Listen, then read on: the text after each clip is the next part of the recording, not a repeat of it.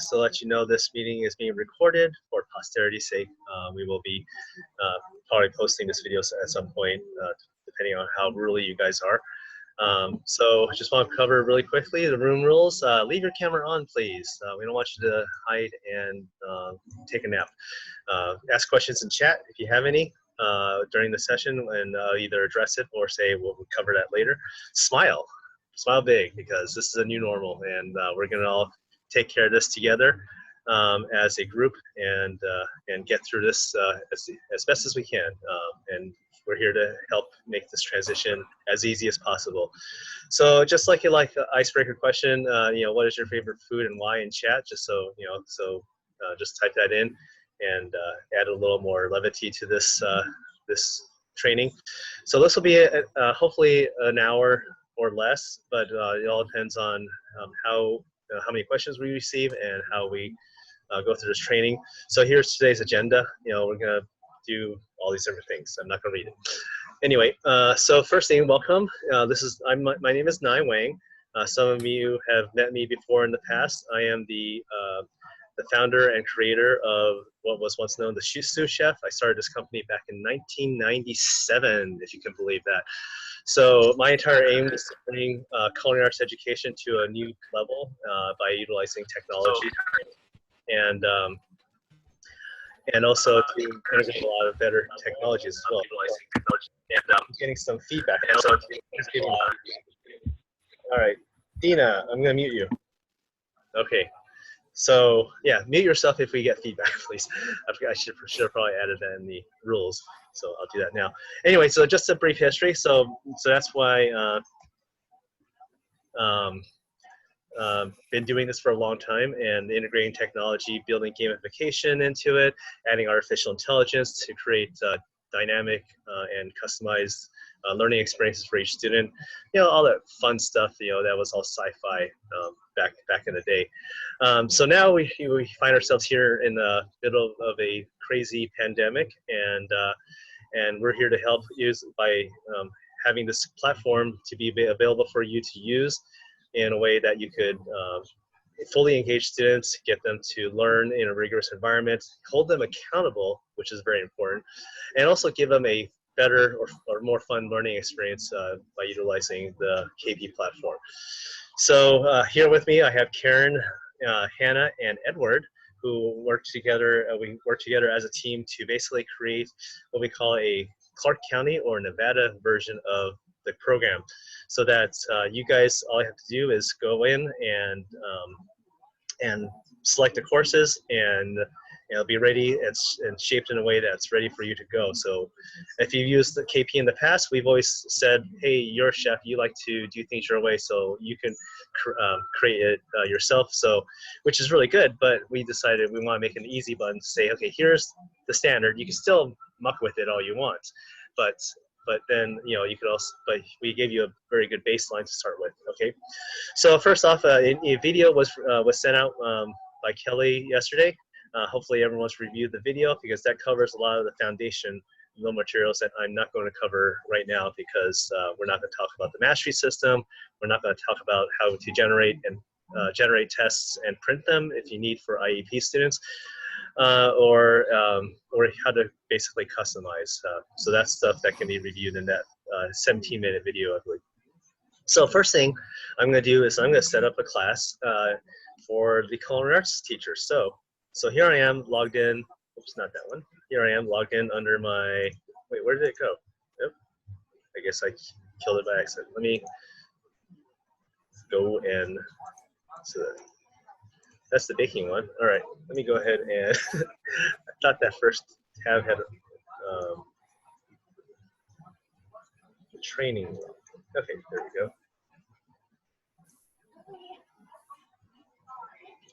Okay, and Karen, Hannah, and Edward, if you don't mind monitoring chat while I'm discussing this, I won't be able to pay attention to this at all. So if there's something that comes up, just wave your hand in the air and I'll look over there to the just help me out. Okay, so when you log in, this is basically what you'll see. You'll see your profile. You'll have your name here, your email address, and you'll have a master course and these what we call books. So these are considered books. So it's completely blank at this moment. And what we're going to do is we're going to set up your structure. So all you have to do is first determine how many levels you teach. So if you just teach Culinary Arts 1, then this is all you need. If you teach 2 and 3 and also do Serve Safe for managers, then you'll need more than that. So I'm going to do 2 for right now as an example. So I'll call this one Culinary 1 Master. And you can name these whatever you want, so you're not beholden to what I'm calling them. And I have to add the space there. So what we've done is we created 2 master courses, and these are the course structures that your students will be going into. So with Culinary 1, we have these topics already arranged and also tied to the state standards. So you won't have to go around and figure out what matches what. That's what our team did in the past 2 weeks, is align it and also vet it for the information that's needed. So what I've done is I've selected every single topic here. So if you want to make the entire year available, you could do it that way. Or if you want to only have part of the information available, you can turn it on the subjects as needed. So a lot of it depends on your teaching style. I prefer, and we recommend, that you load all of it, because that way, if a student says, "Oh, I want to make a bechamel," they can go to the section on that, which is usually done in 4th quarter, and they can make a bechamel because it's available to them. They won't, need to take any tests, because that comes later on, but it allows them to explore. So that's what we recommend going on for teachers. But these you teach the way you want it. So once you've selected all the materials for Culinary 1, you hit Save, and then hit OK, and then what it'll do is it'll load those topics into Culinary 1. Same thing with Culinary 2. So Culinary 2, there's a lot more topics here because it covers a lot more standards. So I'm going to go through here and just select them all, just because.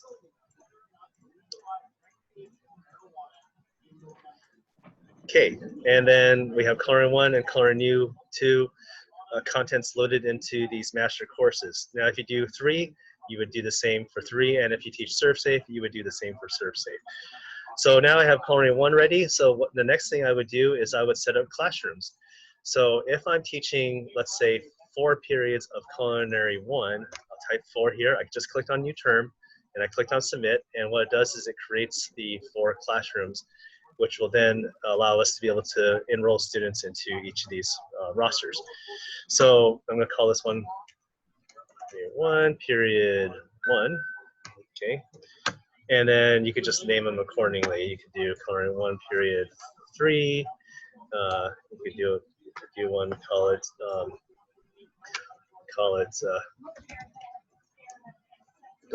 Gryffindor. Is that how you spell Gryffindor?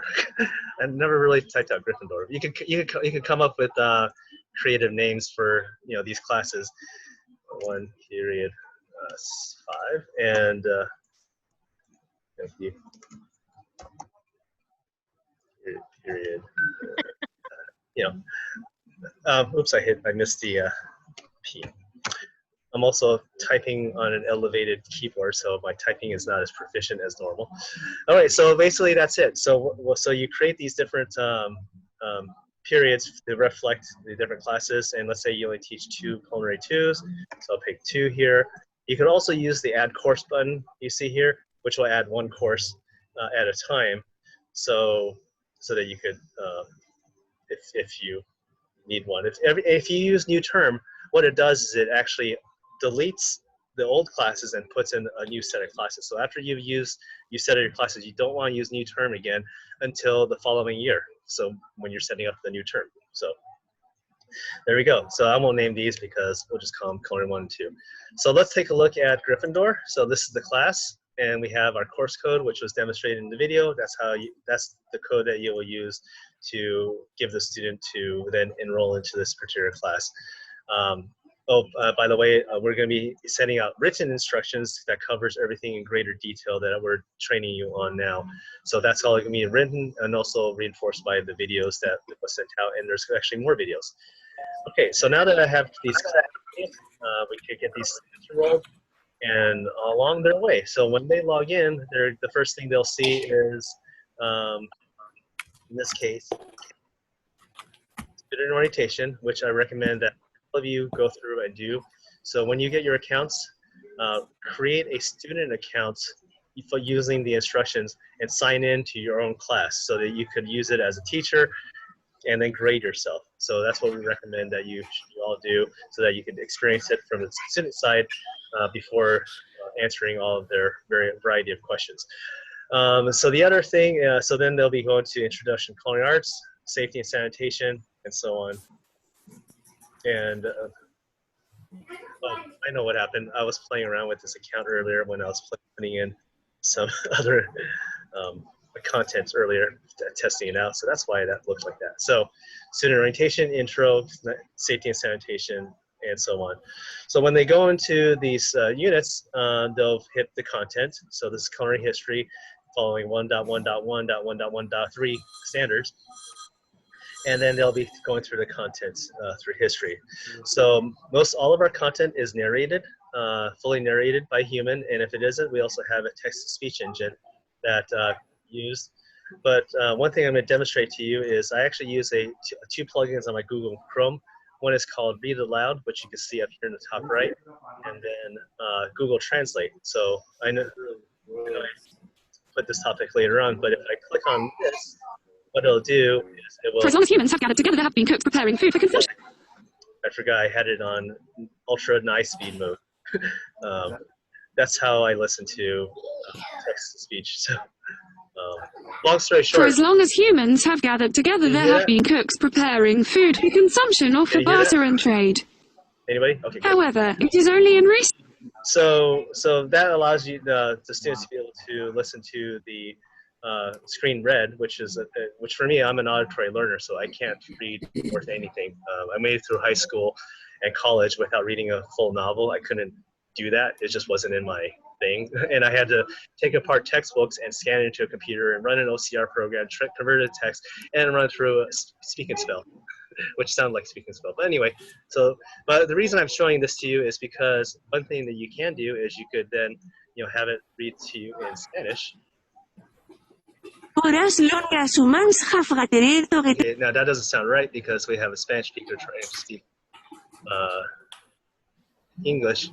trying to speak English. So I'm going to translate this page. The reason I'm showing you this is because we use open web standards that allows plugins like this to work. If you've ever used other programs in the past, they usually don't allow that because they like to lock down everything. So now that it's in Spanish, I can just highlight that text, and then now it's spoken to me in Spanish. Desde que los seres humanos se han reunido, ha habido cocineros que preparan alimentos. I get this question a lot because a lot of teachers work with a high level of Hispanic population, so this is a way to get around that. Okay, so now that I've done this, the students will go through the content. They will check your knowledge, which was reviewed in the video, a formative assessment. But then there are also tests that are in each of these modules. So each module has tests, and you can get to the tests by going to, going to the master class, and then you click on the Save Test button. So what this does is we have a test for each chapter, and each one's currently set to 20 questions. We feel that that's a good number of questions to test the students on. If you want to increase that number, you can to 30, 40, 80, or you could decrease the number down. You could also allow retries. Now, retries is interesting because this is not what we call a summative exam. This is more like a formative assessment. So this assessment is called a dynamic test. So down here at the bottom right, we see that we have two options, dynamic and checkpoint. So the difference between the two is a checkpoint test is our traditional summative exam, which basically is a set amount of questions for the test that were pre-selected by you, and it's the same for every student. This dynamic test actually uses magic, like Harry Potter and wizardry. Actually, it doesn't. It actually uses artificial intelligence to basically determine what questions to give to the student during this 20-question test. So in other words, if I was a teacher and the student said, hey, I'm ready to take this production test, I'm going to go through my head and search through my database of questions and find the ones that he goofs up most. Because what we're doing is we're trying to present a test that challenges their depth of knowledge. So that's why it's called a dynamic test, because it's generated differently for every student. Or brain powers. Okay, now. All right, Esmeralda, I'm muting you. Okay. So in any case, so that's what a dynamic test is. And these tests should be treated as formative assessments because since it's different for everybody, you know, it doesn't meet the standard summative exam testing standards where you can create an even playing field. You can create checkpoint tests, which just by going here and selecting checkpoint tests, and that's covered in the instructions on how to do that. So all the tests are defaulted off. So when I click on this button here, it'll turn it on. You turn it on and off according to your schedule, and work with it that way. Some teachers like it to leave it on and have the students go in and take the tests at any time.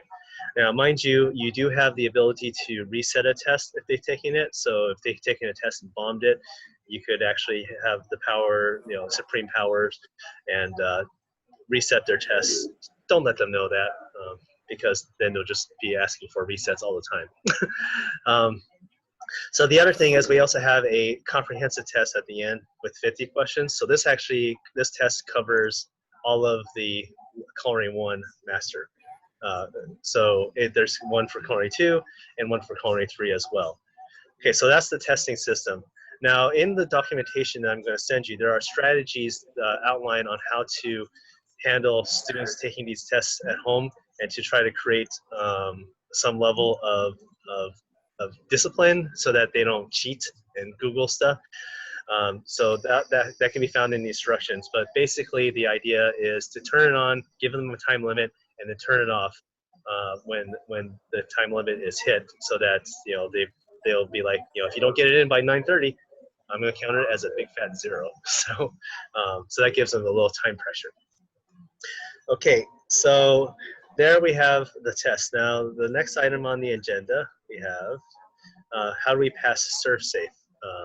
So with our program, one of the biggest things assets that we have is the ability for teachers to get students to pass ServSafe with nearly 100% pass rate. I know that there are a number of you who've used this in the past, and basically, you know, through the dynamic way of this program working, you know, you get feedback as to what areas the students are doing well in and not well in. So you could then go provide one-on-one instruction, or you could say, okay, today we're covering this lesson on food safety, and I noticed that most of you haven't gone green yet. So let's spend some extra time on food safety, and let's talk about HACCP and you know, so that lets you be more of an efficient educator because you can pinpoint the areas that are troubling for your students. And the colors represent your class average, not you, but your class average. So if I was in a different unit, let's take a look at this one, we have a mixture of greens and yellows. So you can say, okay, we're gonna spend more time on the yellows because those are the areas that the system has identified that the students have lacked comprehension, and the greens are fine. So it's a good way to kind of help you pinpoint how to lecture with students. But the other thing that you can also look at is these 2 columns. This tells you the raw score of their test average. So if they have a high average, then they're going to pass the ServSafe certification. And this column here represents effort. So if they have low effort, then the bars won't be as full. This actually is pretty full, even though it looks like it's only at 50%. That's just a graphical glitch of how we sort the column length. But you can see, like, you know, Chelsea and Sheila, they're probably going to pass the ServSafe certification with flying colors. Terry, I'm going to tell Terry to go back and turn these to green so that they'll have higher levels of certainty. And then these other students, you know, they need to work on some more. So this gives you data to be able to make informed decisions as to how the student will perform. But let's go back to that dynamic test again. So let's say a student did poorly on a dynamic test. I'm going to select this one, even though the student got 90%, because this one has multiple colors. I know we discussed this. Actually, no, that's not in the video, so this is new. This is in a different video. So what it does is it tells you when the student took the test and how they performed. So this one is black. We have the answer the student gave, which was true, but the actual answer is false. No, sorry, the other way. Bold means that's the correct, and then that's what they answered incorrectly. So the black actually, the background colors actually give you what we call certainty or confidence. So what the black means that the student who has encountered this question in the past has never answered the question correctly. This student has answered the question more times than not. So we have higher levels of confidence that these questions are they know quite a bit about it, and they should be able to pass with good depth of knowledge. Now, this question here has a red background, but this student got it correctly. So you have to question yourself is, okay, well, the student has answered this question incorrectly in the past, but this time around, they got correct. So my confidence level is still very low, but if we quiz them, or if they take the question again, if they get it right a second time, it'll turn yellow. So, and then if they keep subsequently answering correctly, then it'll turn green. So that means we went from low confidence to medium level, and then to high level of confidence. So what you can do with this data is, if you were trying to get the students ready for the certification, I would look at this and go, okay, these are trouble areas. I'm going to verbally and orally quiz the student on these questions, and just to see if they actually get them correct, and if they really know it. If not, then I'll reset the test and then have them go through it over again. So this is just something that you could use in your tool set to help pinpoint individual students and get them ready for a certification. I don't know if you'll use it very much for the other tests, but realistically, this is very useful for getting them ready to pass CertSafe, which we all want them to do on their first try, of course. Okay, so that's working with tests. Now, the next thing is I'm going to talk about the bakery and pastry setup. So do we have some bakery and pastry teachers in here? I guess I'll say yes. So with baking and pastry, we took a different approach. We gave you the curriculum a la carte. So in that sense, instead of tying standards, we actually gave you the ability to build your classes according to the way you teach. We have this very good understanding that baking and pastry teachers have their own style and their own model. So the same thing goes for the previous one. If you only teach one baking course, then you only have to create one master course. And then you just go down here and you subsequently select the units that you need to facilitate your classes, and then voila, hit save. I don't know if you guys read it fast enough, but I said 10 minutes. It really won't take 10 minutes. So we only put that there because a long time ago it used to take 10 minutes. We just haven't updated the verbiage. And then over here, we're going to call this one the baking and 3 period 7. So it's just like what I showed you before, but then you'll be crafting these modules according to the way you want to do it. So not much to it. So you have two selections. We have baking and pastry, and we have culinary arts, which also contains other baking and pastry as well. So that gives you a vast library to choose from to give to your baking and pastry students. Okay, now let's talk about, okay, we already did this, so I should change that order. Okay, projects. Now this is the last item that I'm going to show you because we have over 80, almost 100 projects in our curriculum. So a project is shown to you as a clock. So I'm going to my student account here, John Graduate, and here's 4 projects that are found in the culinary history. Now we left all of the projects in for you to decide, first off, do you want to use it? If not, you could actually delete these projects entirely. But secondly, you also have the ability to edit it. So this is the project on celebrity chef biography.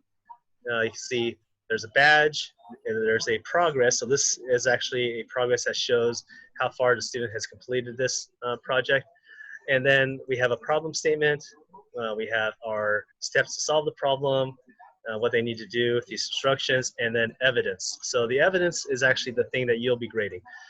Everything else in our system is automatically graded by the system. So all tests, all summative exams, all formative assessments, all checkpoint tests are graded automatically. But sadly, we don't have a smart enough artificial intelligence system to be able to grade what students answer. So down here we have, I'm going to use this as an example. This student has asked the question, answer the question, what factors impact change or evolve cuisine? And the student answered TikTok. But then the teacher came back and said, okay, teacher note, you need more examples. So I'm gonna show you how that process works. So I'm gonna delete that. And then you see, notice here, it's currently red. That means that the teacher had rejected it and send it back to you. So I'm gonna hit submit. And then now it's waiting for the teacher to grade, so it's pending. This is another question that was asked, and the student said COVID-19, and the teacher liked it. Okay, we have another level that the student needs to make is apprentice level, so I haven't checked my knowledge yet, so it's currently gray. I have also to submit the file, the essay, so that it can be graded. And then there's also a grading rubric down here that the teacher has already given me 12 points. So let's go back to the teacher, and let's take a look at what John Graduate did. So we're going to dashboard, and here we have John Graduate. So John Graduate, since I'm logged in, I have to refresh, has 17 items waiting for me to address. So I've been procrastinating a lot, so I have to grade 17 items for John. I click on John. This gives me a snapshot of his progress through all the different modules. John's not being a very good student right now, but we're going to grade him anyway. And then down here, we have the different projects that John has worked on. So we're going to look at the one we just worked on, which is cuisine, compare, and contrast. So I'm going to expand that, and we'll see that we have the question, what in fact, and the student's answer, YouTube. So I'm going to reject it. So it's going back to the student, and now the student has to answer that question again. Or I have an option to collect it now. So collecting it basically says, I'm going to take this out of your hands, and I'm going to add my teacher note. Use more words. Typing on an elevated keyboard is difficult. Okay, so I'm submitting it back to the queue, and then I'm going to reject it again, and now it's back in the student's hand. The other item is the grading rubric. So let's say the student did something more, I changed my mind, or this is my first time grading it. I could first ignore this rubric if I don't want to grade them, but if I do want to grade them, then I just grade them according to this rubric. So you had great ideas, not so good organization, terrible word choice. You had pretty decent voice. So you see as I'm clicking on each of these boxes, there's given points. And I say you had good grammar, even though you had poor word choice. Oh, I don't like even numbers, so I'm going to go down here, 9.33. So then I'm going to accept this, and then now this grade of 9.33 will be updated, and that's how I grade a rubric. So that's how you grade our projects in the system. That's pretty much it. Now, the last thing I'm going to show you before I turn it over to the team is what you need to do with these projects. So these projects come in a standard way. So let's go to the Food Network producer. So these projects will ask for materials and instructions that may not work in a in-home environment. So these were all created for, like, in classroom use or whatnot. But let's say you have a instruction that says you need to use a Roku. Well, obviously the students don't have a Roku at their home, so you could actually edit the instructions according to and adapt it to your situation. So I click on edit, and what this does is it lets me change the name of the project. I could even upload my own badge. So if I have my own Bitmojis in there, I can do that. This is where you can edit the instructions. So there we go. So basically, I'm just demonstrating to you that you can change these projects to anything you need it to be if you want to use it. So just be careful and pay attention to what these instructions are giving to the students. For the most part, you don't have to change them at all. But there's a few occasions where you might need to add exceptions or substitutions or things like that. Just use your best judgment. Just like anything you do with teaching, you have to probably modify. Now, we also have this call-out box that's in gold. So you'll see this, but your students won't see it. But it's called teacher only. So it's like teacher notes in the margin of your book. Now, those are the things. Now, evidence is the last item that you'll edit, and this is the one that's probably the most important, because let's say you want to use Canvas to upload the files rather than using our upload services. Just delete that requirement, and they won't be asked to upload a file. We only have that there for teachers who don't have LMSs, which were very common back in the day, but now probably everyone has their own LMS, whether it be Canvas, Google Sites, Google Classroom, etc. So So that's what we say is just delete it if you don't want them to upload it that way, or provide it as an alternate if they don't know how to use Canvas. Just saying.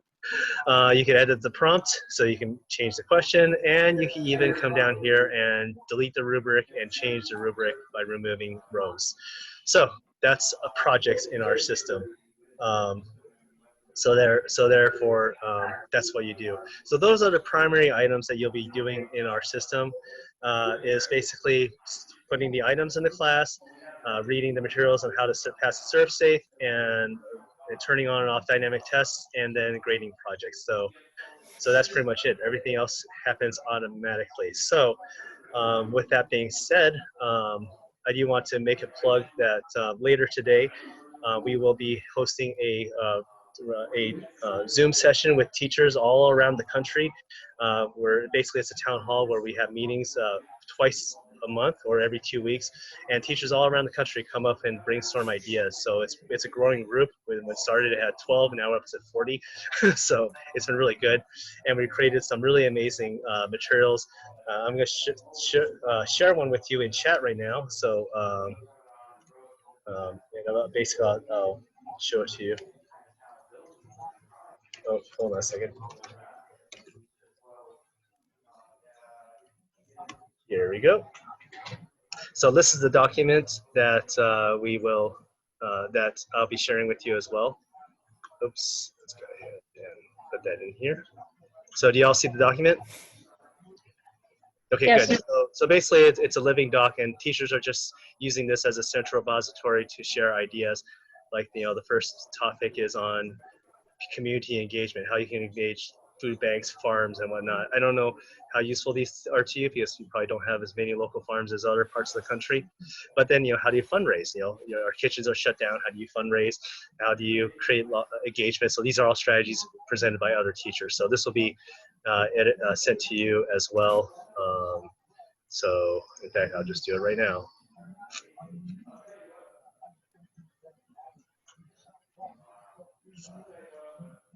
And copy link. Okay. Goody. All right, and it's going into chat. Boom.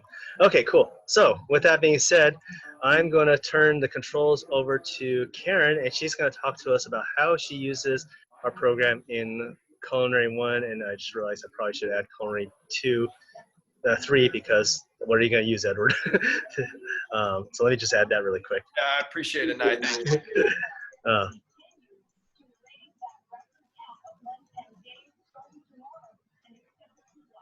And 2 more. Okay. Okay, while it's doing that, I'm going to give Karen control.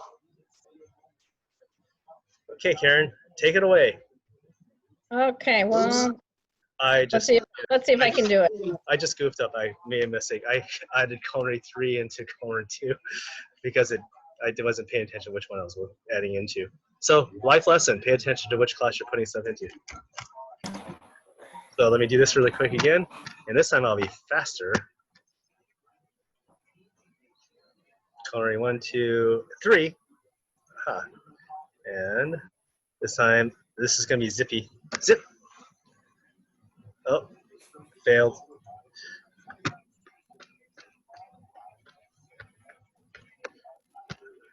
Okay. All right, Karen, you could go ahead and click on Culinary 1, or I'll do that for you. So here we are at Culinary 1. Okay, so the student orientation is for the student so they know how to manage through the KP Compass. But if you look here, I'm not sure if it's going to come up. Let me look. So see, if you see right here, I went through the Culinary Arts Pacing Guide, and I cross-referenced it with the Nevada State Standards, and I wrote down all the standards that go with these parts. So this is standard 1.1.1 through 1.1.3. This was 1.1.2. And I did it through the whole course. So let's see. how do I go back? There we go. So if I look, Go down to the blue again. Yeah, blue. Oops. Let's go back okay, up. it's Go to culinary one. No. got Almost there. trying. I got it. I got it. All right. Got it. So even if I go to here, it's a food prep basics. That took care of, you know, what is it? For culinary one, it was salads and salad dressing, and here in Garmager, I did that. So you can see that all the standards, I cross-referenced them.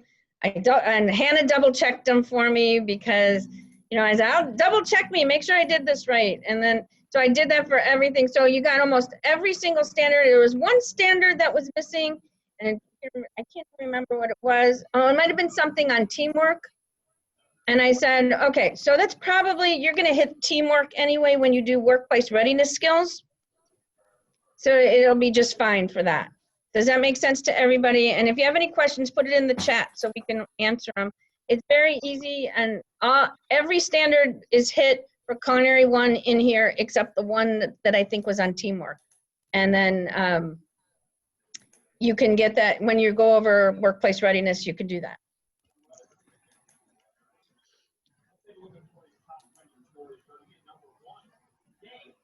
Any questions on that part?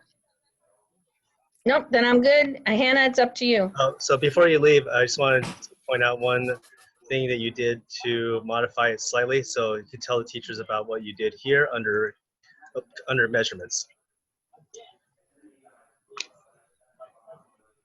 What did I do?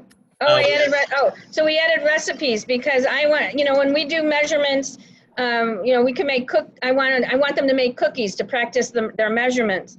So we wanted to do drop cookies. So we added recipes for drop cookies in there. I said, when I want to do, I like to do yeast breads.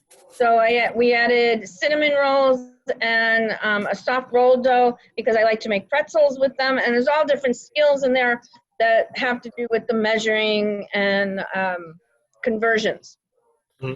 So this is important because, you know, we wanted to provide some examples, and since baking and pastry is not technically taught in culinary one, we pulled in some information from baking and pastry, but we also added a few recipes from all recipes, like, you know, like this pretzel recipe. So this is basically to demonstrate like how you can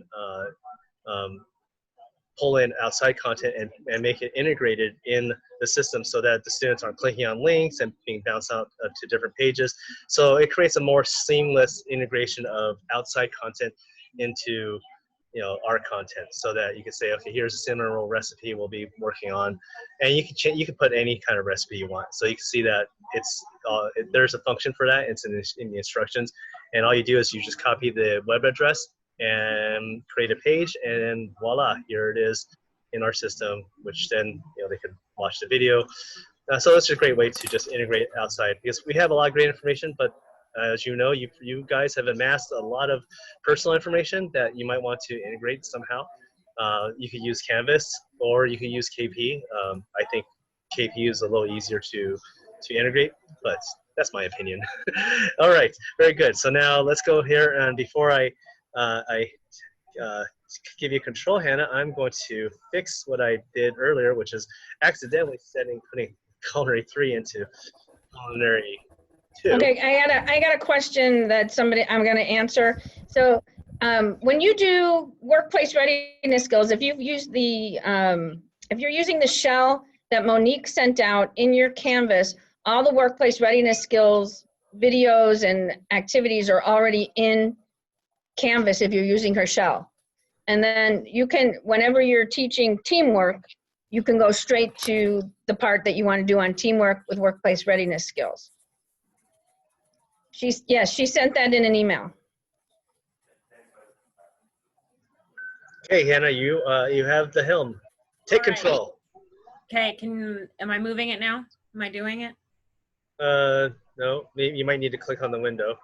There we go. Now you are. All right, cool. There we go. I did it. Okay, so I was kind of in charge of culinary 2, and so I guess one of the main things that we did that we added in is the standards, and yep, right on time. Without fail, it does not matter. Okay. It's the new normal. There we go. So what I've done is just in the parentheses here, as you can see, I put in the state standards, what they relate to.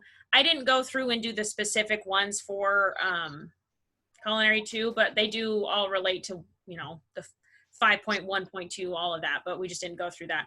So one of the things that we basically, as you go up, you'll see that culinary 1 has less, and then culinary 2 has a little bit more. So for example, if you click on safety and sanitation in culinary 2, we have HACCP in there, whereas it's not in culinary 1 because that's not a standard for culinary 1.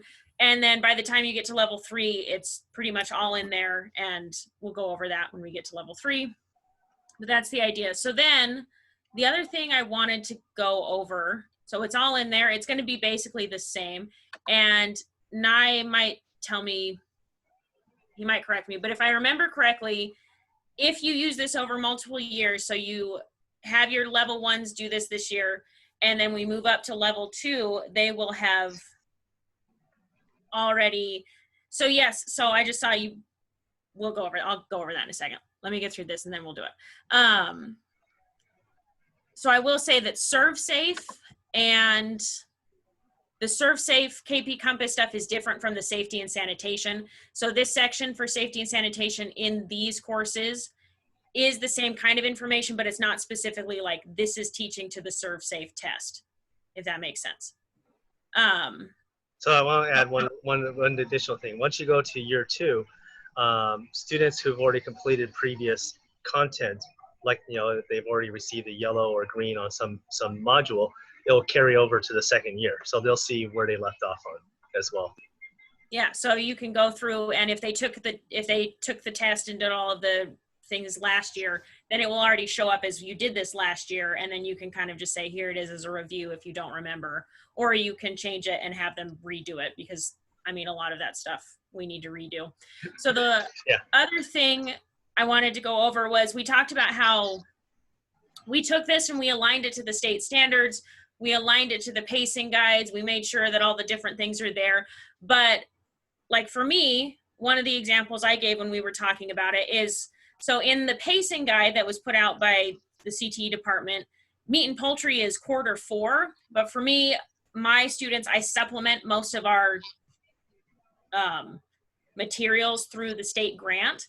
And so what I do is I buy the meat and poultry, I buy all of the meat using the state grant up in October. And then, so I usually teach that second quarter because I just bought all of the meat and I don't want it all to either go bad or sit in the freezer and get freezer burnt. So what you can do is these little equal signs that are over here on the sides, you can move those. It's going to be slow for me, of course. There we go.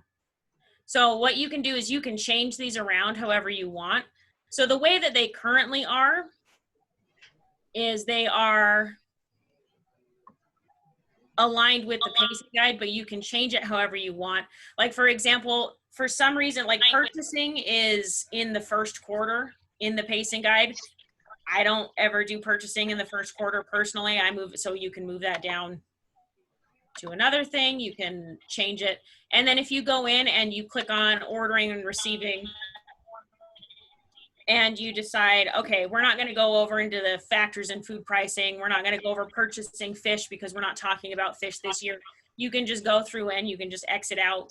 You can change these. So those equal signs are going to be what you use to change everything around. And so I'll move this here. And then all you have to do is hit save at the bottom. Make sure, yeah. The rule of thumb for KP Compass is if there's a save button, click it.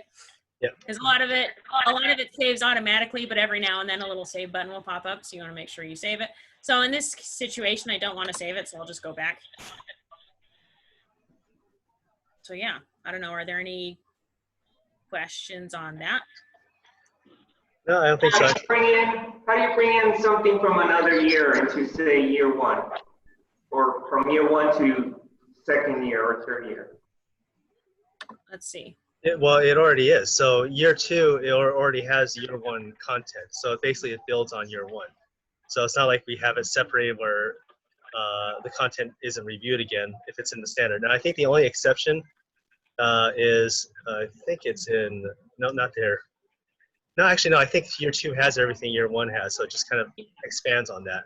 Year 3 is the only one that has one section removed, which was actually no. I think actually intro to culinary we removed history because we don't want them to go through history anymore. History is history, as we all say. Nye, could you take it back to that homepage with the master courses? Sure. And I think I know what Miguel's talking about. Okay. Oh, back home. If I'm not, then Miguel can tell me that I'm wrong. Hi, can you go with this? Okay, so what if you are deciding, and this is the same for, I think some of you were talking about like baking and pastry. So when you make your master course, so like we were just in, yes, no, if you go away, you can have it. So we were just in culinary 2. So when you go in, so what we've done is we have opened up and so all of the blue means that these are all turned on. So you can go through and, so if you're like, all right, in culinary 2, I want to teach all of these. Now it's having issues. Oh, I'm moving the mouse. We're fighting for mouse control. Okay. So if you're like, I want to teach all of these, but then I also want to make sure that we do serve safe, then you can go through and you can say, all right, we're also going to add in forms of contaminants. And so you can do it that way. So, and that'll be the same for baking and pastry as you can include. So you'll have the options to include anything from culinary 1, 2, 3, or serve safe all into that same one. So then if we went into the master course, the ones that I just turned on from the serve safe stuff will be in there now, whereas it wasn't before. Is that what you're? After you click on save. Yeah. but you click on save. that if you're going to be doing a full serve safe study, that we create a separate serve safe class and have the students go into that, because when they log in, they're going to see this monumentous list of classes. And so if they have a separate class, like for instance, here's my student account, fighting for mouse control. There we go. Here's my student account, and if I click on culinary 1, and then we have all this content, and then underneath it we have serve safe. It's a little better if we just had a separate class called serve safe, and they click on it and they're just focused on the standards for serve safe. So that's what we recommend, and usually you do that I think junior or senior year. So that's what we recommend. But you can incorporate serve safe into the main course structure if you want. It's all up to you. But our experience is that it creates a little bit of a mess of content. I think, so Diana has a good point. We just need to make sure that we have it. So for baking and pastry, she said, can I copy stuff from baking and pastry or culinary 1? So kind of what we were just going over. Could we make sure that we have all 4 of the like options, modules? Yeah. So that if someone in culinary 2 wants to teach a specific baking and pastry module, they can add it in? Well, in culinary, we already have baking and pastry. So we have breads and doughs and dessert and pastry. So that's already covered in the... So we might want to make sure that baking and pastry then has the option for the culinary info. Oh, they do, actually. So, okay, there you go. So baking and pastry has access to both, because the other item that we showed earlier was specialized, where this one is generalized more to the standards. So that it's done that way. Yeah. So yeah, to answer that question, you already have baking and pastry. It's in the list of modules. So if we explore it, we look at pastry, and we go, okay, here's all the different pastry items. So there's a lot, and you could spend a good year on it if you want to, making cakes. And here's all the different cake recipes and videos and everything involving that. But really, I think that go ahead and go to like dessert knowledge, so we cover all the different stages, methodologies. So yeah, so it's there, and it's comprehensive to the point where that's all you really need. Okay, all right, good question there. All right, I think that's my spiel. Are there any other questions that I should address, because I haven't been able to chance to go through all of chat? No? Okay. All right. So, Edward, I am going to hand you the helm here. So Okay. control, and now you have control. All right. And are we in the Well, let me scroll down to culinary 3? Yep, there you go. Okay. Well, hello, everybody. Thanks for coming to check this out. If you guys, some of you, if you don't know who I am, my name is Edward Shortsleeve. I'm one of the culinary teachers at East Career Technical Academy. I was tasked with taking care of culinary 3 master course. Nye, in the chat, there was a question from someone asking if you delete something, are you able to bring it back? And I guess you just answered it, so never mind. Thank you. Okay, so culinary 3 is set up the same way as the other 2. The standards are put in there. I feel like I don't have control of the screen though. You do. You're moving it. Okay, it's just a big delay, must be. Okay, there it goes. Okay, yeah. So it's basically set up the same way. The standards are here. Once again, I tried to align the units to the pacing guide, but there was a few things that I adjusted based on maybe the way that most of us would teach it, such as food preparation basics. I think depending on where you look at it in the pacing guide, some people may have it further down, but I put it up here, and you can see the standards pretty much go in order numerically for the most part. Like Hannah said, you guys can adjust this however you see fit. I just wanted to show you a couple ways that I use this program. Obviously, I haven't used the culinary yet because this is new, but I've done the ServSafe program at least the past 3 years, and it works really, really good. So I'll show you the first one here. If we go to food prep basics. So what I have done in the past is that you can attack this different ways. You know, generally the way I do the ServSafe is a lot of times I will just assign units to students to work individually at their own pace, give them some time in class, and then what they don't get done in class, they can finish at home. And you could do the same thing online, although you have you have a lot less limited time online. So if you need to find things for your asynchronous learning time, this would be an excellent option. So you could go through and say, for this week, I need you guys to go through the kitchen equipment unit and the culinary measurements unit. And basically, if you go on there, just like Nye showed, you've got all the subunits here. So they would go through it, and then they would read through it. You can have them, tell them to take notes on it. You could make some kind of little assignment individually, to pertain to what they're reading, kind of however you wanted to do that. So individually is one way that we can approach this. The second way I wanted to show you is how you could use this as a presentation and some group time in your synchronous teaching time. So if we go to, let's say, garde manger and cold foods, and then we go to garde manger knowledge. So you've got your different topics here, oils and vinegar. So what you could do as a teacher is you could pull this up, you could share the screen, and then you can go through and, read word for word, or you could, whatever you want to do. You could have your own little supplement to talk about olive oils, whatever, however you wanted to do it. And then, you go through and, one of the things we're trying to focus on here is not spending too much time presenting and lecturing to them, and then making sure that after that short amount of time, we try to give them some kind of activity to keep them engaged.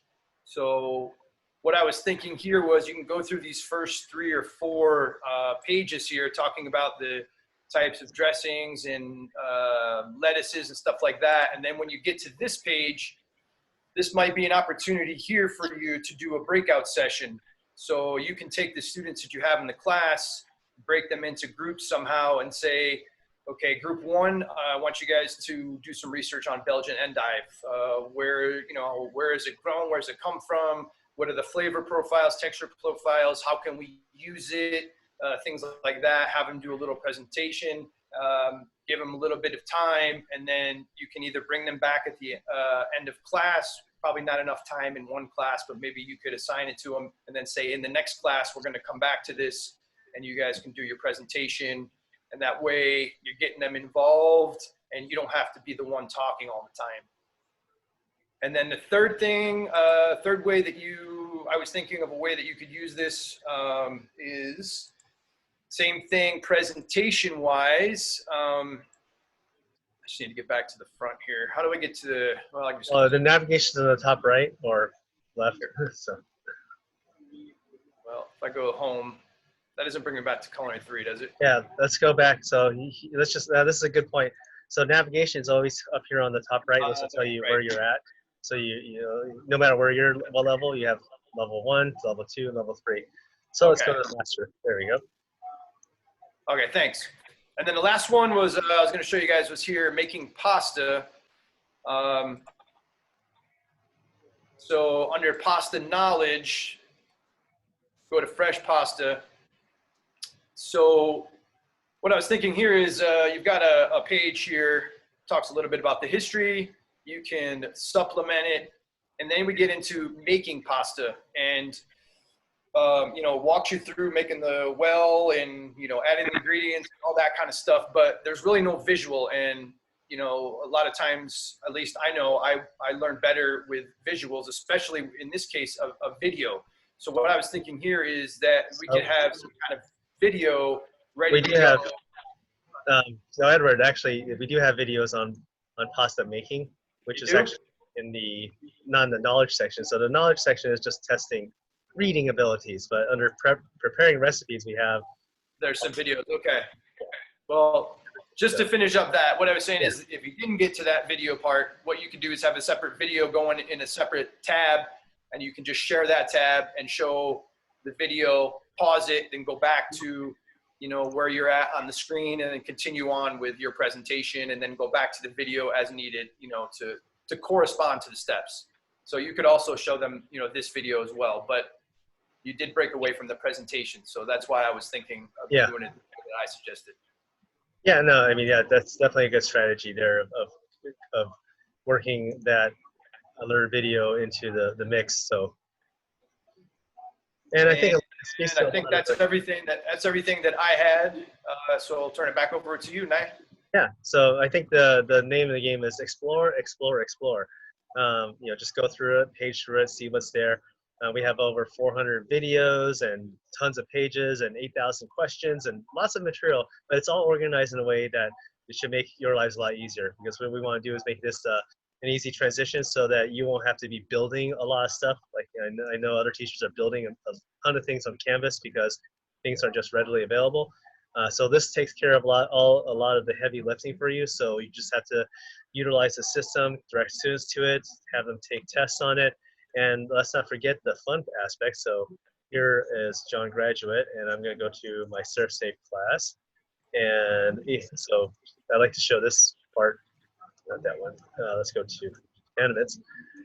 So basically we have our fun little mascot, Chromie, who travels the world. Each module is assigned a random place in the world, and they have little travel photos every time I take a test. So if I take a test very poorly, I'll be in front of this store shop with Peking duck in Hong Kong. And if I'm curious enough, I can click on that image and it'll actually pull up where that picture was taken, here in Hong Kong. So a little bit of a world exploration intermixed into their learning.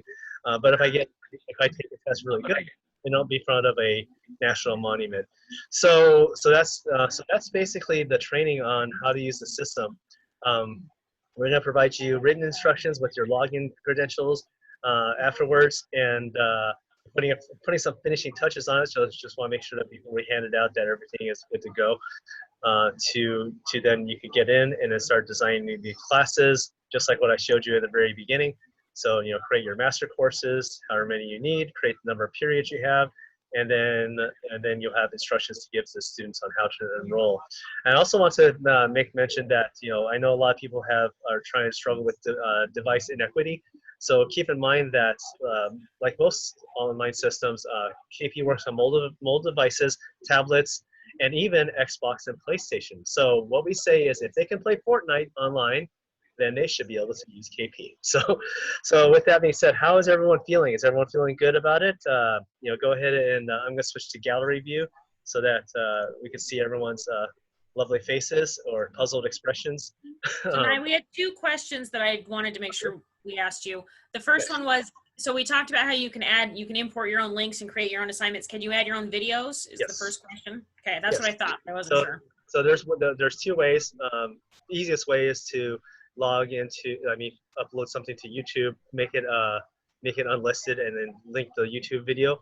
Another way is you can actually link to the Google Drive. So if you upload a video that should not belong on YouTube, then you can put it in your Google Drive, some Alton Brown material. Just saying. So yes, you could actually incorporate your own videos into it. And if you really want to go into the weeds, you could actually assign questions to it and have the students assess on those videos. And then the system will automatically start building an intelligence profile on the questions that you've added. Now that's something I would say don't do the first semester. Wait, just settle in. But if you want to do something more advanced, we could definitely address that later. There's a lot of really cool tools that you can even build your own project. So if you have your own project that you really love, you can actually put it in our PBL system. So we actually have a full featured authoring suite behind the backend, which the secret button is called edit. You hit the edit button, then you get into our authoring suite. But mind you, there are some intricacies about that without training, certain things won't behave as exactly like you would like it to be because it's designed for power users, just like anything else. With that being said, so what was the second question, Hannah? The second one was, can students save info for the future, like recipes? So if they make a recipe and it's really good, is there a way for them to download it? Or keep yes, the easiest way, copy and paste. So if they could do that, they could also print any page. So they could print it to a piece of paper. Who does that anymore? Or they could print it to a PDF document. We actually don't restrict you from that. So you say, hey, run the copier as much as you want. Just keep using us.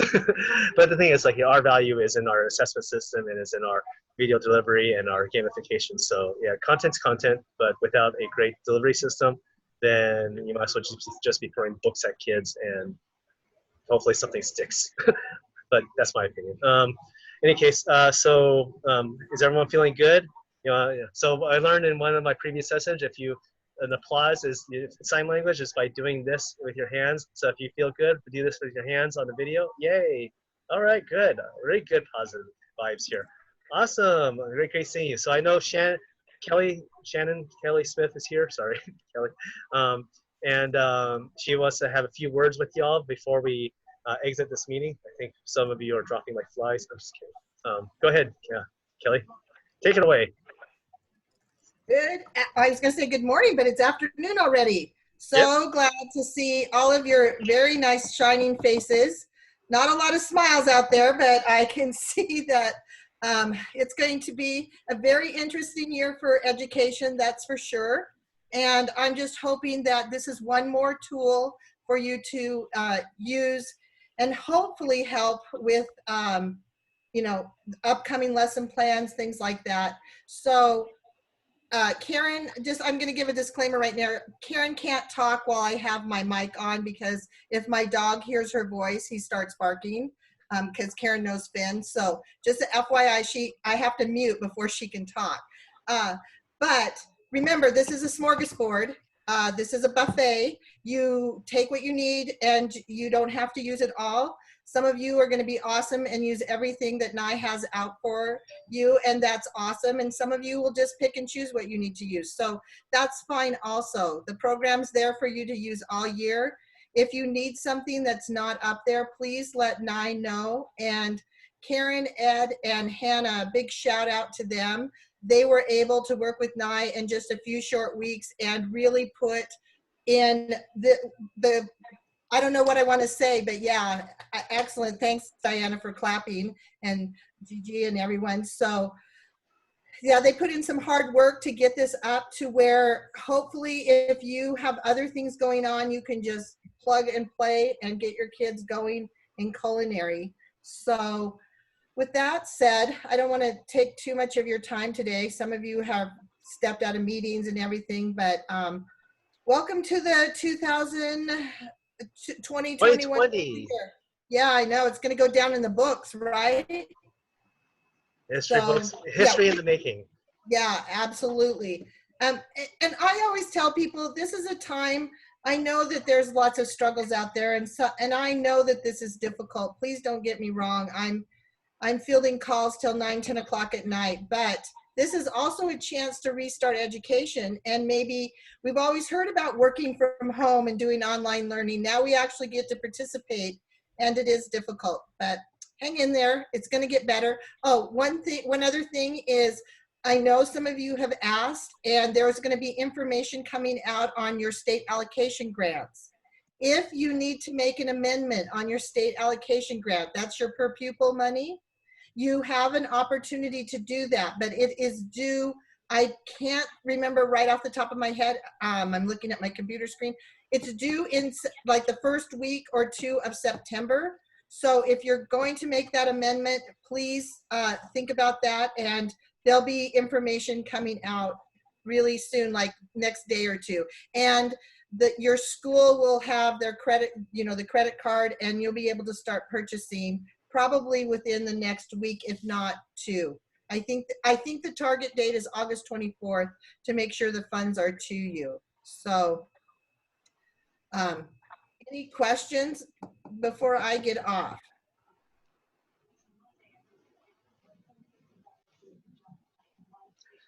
Nope, no question. So oh wait, it looks like Gigi has her hand up. So we got hand up. Hi guys. At the beginning you were talking about the Canvas, and I missed that part. So if I decided that I would like to use your system or this system, then I'm just gonna put on the Canvas as a link, and or just the actual code and the name or both the link and the code, and this is how the kid's gonna enroll then. Yes, basically you'll do you'll give the instructions. In the document, the teacher instructions I'm going to send you, there's a template that you copy and paste, and it'll say, go to this site, put in your name, put in your email, put in your password, and put in a code, and then the code will be one per course or per period. So you got to make sure that the students don't put themselves in the wrong class. So that's the only thing that you guys got to make sure is, like, the students use the right code for the right class. So you don't want a student period 1 and period 5, and then we have to clean it up. but that's the only thing that they need. And then once you put that in Canvas, then they'll go to KP, log in, and do their thing. And then Canvas will go there to check on other assignments or things that you use Canvas for. Like I said in the beginning, I feel like you guys will be using as a group Canvas a lot less than other teachers in Clark County, because we are a separate piece that does all the heavy lifting. So you can think like we're the combi oven, so you won't use your regular range anymore, because we do a lot better job at baking and breads and everything like that than a regular stove. So, but you still have your stove there, so you can still throw in a roast if you want. Anyway, okay. So that's a way to create an analogy. Okay, you may have another question. Oh, yep. Yeah. Oh, go ahead. I think KP needs to speak. You too. Okay. So my question is I hadn't used it last year, but from what I had heard is that the students have to be, I don't know if this is still the same, the students had to be logged into their account when you were entering what content you wanted them to be working on, like they had to be logged in when you were doing that, or that's not the case? No. Okay. That was a long time ago. And yeah, you can have everything all set up, and whenever they log in, they'll have whatever you have set up. Whatever you have access to them seeing at that time, they're gonna be able to see and start working on. Yeah, exactly. Okay, perfect. All right, any other raised hands here? I saw one other. Anybody want to hear Kelly's dog bark? Oh, she's muted on there. Oh, darn. Oh, that would have been a treat. Okay. Oh, and it's so funny. Every time a dog hears my voice, it goes crazy. Very good. Okay, so that, I think, unless if we have any other questions, I really, we're here to help you, and we hope you have a good transition as you move into distance learning. And we're here to help. So if you have any questions, feel free to email or call, or if you have like a fire going on at the moment, we'll try to send the brigade out to you. But also there's a Facebook group that we started that's a support group, and it's got several hundred teachers in it who are using KP and trying to figure this all out at the same time. And if you post a question there, we will, and someone else will also answer. So if you have something like, I have this idea, what do you guys think? That's a great forum for people to kind of like share ideas and build different ways to come up with solutions. So that'll also be in the email, the Facebook group link as well. And we're here to support you. So we're going to try to make it as easy as possible so that you'll be able to effectively teach culinary arts in a distance learning environment. And hopefully one day we'll get into hybrid sooner than later, and then back to normal this spring. Let's just keep our fingers crossed for that. Yeah, exactly. I did want to say that there's no shame in logging on tomorrow and going through the training again. So please, if you just still are a little hesitant, please log on tomorrow and go through the training again for sure. That would be me. I would be doing that. Karen? Tomorrow, are we going to go over the food and nutrition one? We haven't scheduled that yet. I think that was a separate meeting that we're going to be having. So Okay. not this time. So tomorrow's just culinary and baking. Okay, very good. All right, everyone feel good? Thumbs up if you feel good about this. All right, thumbs up. Awesome. We're all going to take this on together, and we're all going to prevail and teach effectively. So thank you again for the opportunity to work with you all, and you all have a great day. Oh, one last thing before we log off. I'm going to take it. I know some names on here, and I know some that aren't. Amy, welcome to CTE from Harborview. And then there's one person who has chef as their name. I'm not sure who you are, so could you just write me your name in the chat so I know exactly who you are? And then Kathy, is that Kathy from Northwest that's on? Because you guys don't have your faces up, so I can't tell who you are. Yeah, and oh, by the way, you can save chat. There's a button on the chat window that's the 3 dots. And if you click on it, you could actually save chat. So that you can have the chat log of questions and links and whatever else went on during the chat that I wasn't able to pay attention to. All right, very good. So I think we had a total of 25 people today. So we'll see some of you maybe tomorrow morning. Definitely be seeing Karen, and Hannah, and Ed tomorrow. So get the other teachers trained and ready to rock and roll. And this is my quarantine beard, by the way. Look at that. 4.5 months I haven't shaved. And this is my quarantine hair. Yeah, my quarantine hair is pretty long too. Down to my upper back now. So. Wow. Yeah. All right. Good day, y'all. Bye, everybody. See you tomorrow if you tune in again. Same bat time, same bat channel. And if anybody has any questions, I'll stick around for another minute or until people vacate the room. So, anybody gonna vacate? Questions?